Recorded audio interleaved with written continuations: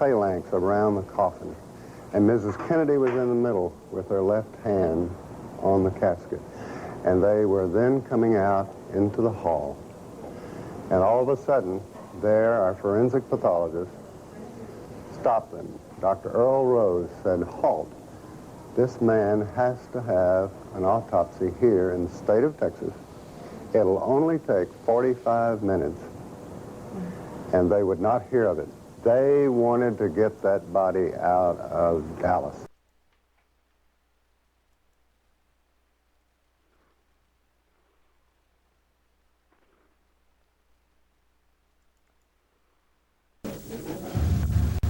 Well, Dallas is a large city, and there are many gunshot wounds that come into Parkland Memorial Hospital on a regular basis.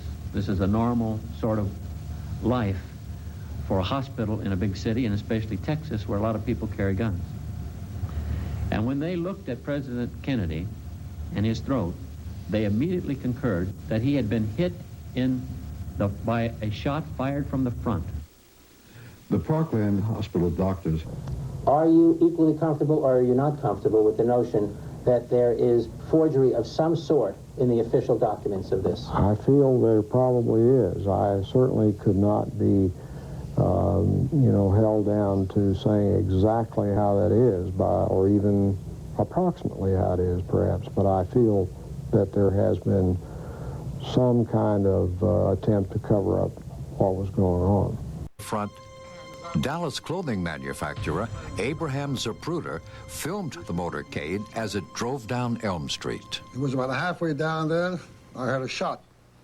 And he slumped to the side like this. Then I had another shot or two, I couldn't say what it was, one or two.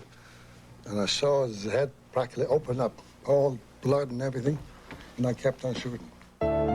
2 days after the assassination, Life magazine bought the infamous Zapruder film. Its moving images were not shown to the American public for 12 years.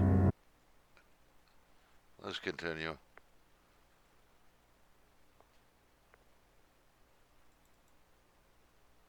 Let me show you, to my best recollection, what the wound looked like to me that day in Trauma Room 1.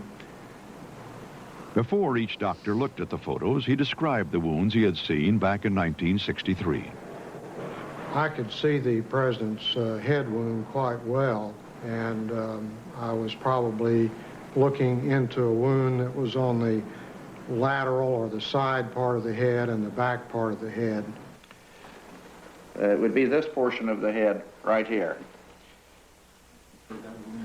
As I remember, it's like this, that there was a big wound, big deficit in his skull and the temporal parietal area.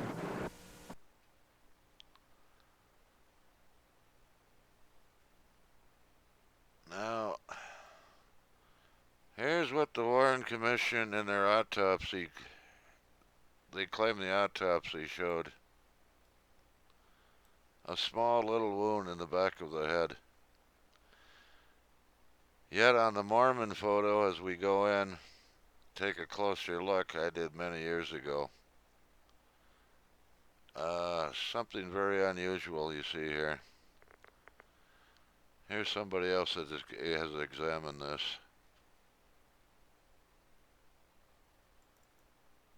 Inconsistencies within, and the pristine Mary Moorman photograph allowed me to go in and actually measure the wound optically without image processing. As we go into the wound and as we expand the wound and magnify it, you can see that the pixel elements, or each one of these little dots, is represented by dark squares or light squares. Now, if there were no wound in the rear of President Kennedy's head, all of the squares would be the basic reflective value or the basic shade of gray that his normal hair coloring would be on this day.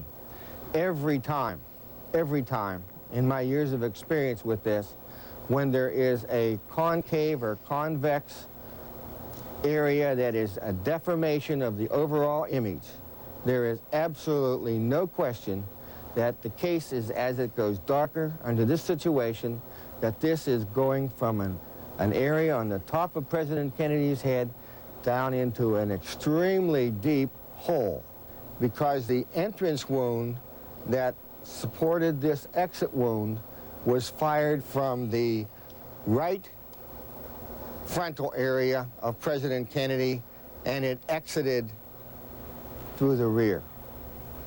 Instead of trying to find shooters or guns,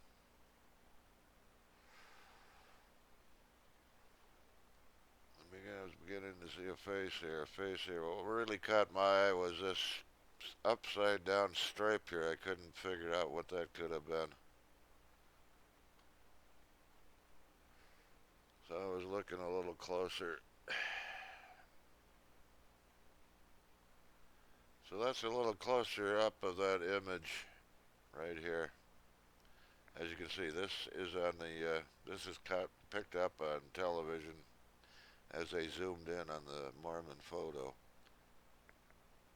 This was in a book, double page enlargement.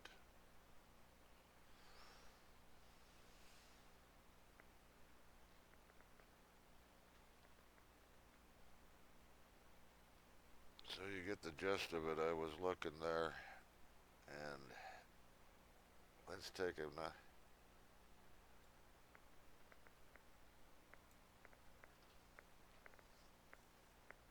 here's some of the images I've extracted from that.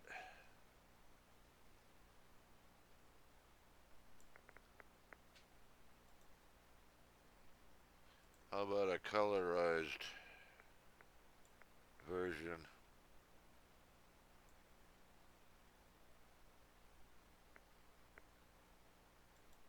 I can find that one again. Well, anyways, here's an even more extreme close-up. Let me see if I move that in a little.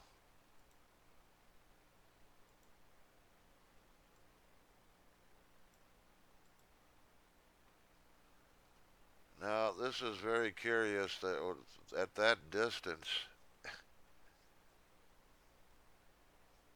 I mean, it's picking up this